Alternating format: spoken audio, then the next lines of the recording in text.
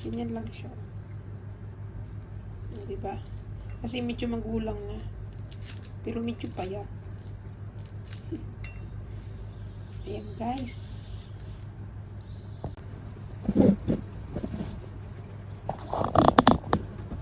Yes! Ito yung puso ng mais. Ayan ang mais na may balat pa. So pag binalatan mo, ganyan din eh. Pero this is for tomorrow na. Ito lang lutuin ko. Because for me only. Ayan. Yes! Shout out kay Sankis5 Vlog. Ayan, Alma Mana. Tara, magbinatog. Oh, miss nyo na ang binatog na mais. Magulang na kasi siya, pero ito, I think, ano pa siya. Bata pa. Kaya ilalaga ko lang siya. Ito, binatog. Kaya what's this? O, diba? Pag hindi na siya makuha. So, gamitin natin ang kutsilyo. Ganyan lang. Ayan. O, diba?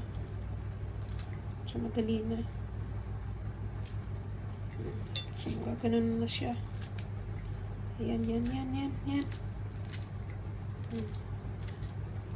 Okay, tuloy lang natin. Tuloy lang.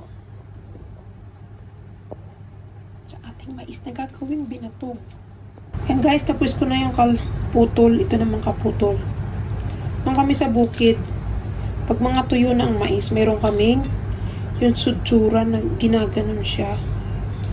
Tapos, papagiling namin yung mais or kami ang gigiling sa gilingan ni Lola.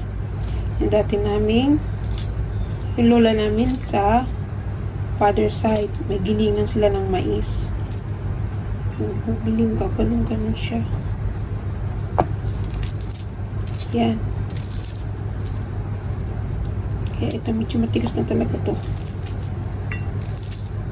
Kasi kung bata pa siya, hindi mo siya hiwa-hiwalay na ganyan. Kaya matagal siyang maluto. Masarap yung bumubuka-buka na yung kanyang laman. Pag nilabon mo siya ng matagal. Yeah. Tapusin natin. Yes, ayan, tapos na. See, dry na yung busil niya.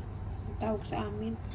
Ayan, hugasan naman natin ang ating hinimay na mais. White and purple. Yes, hugasan natin. Ayan. Yung nagasan ko sa running water. Ilagay ko sa strainer.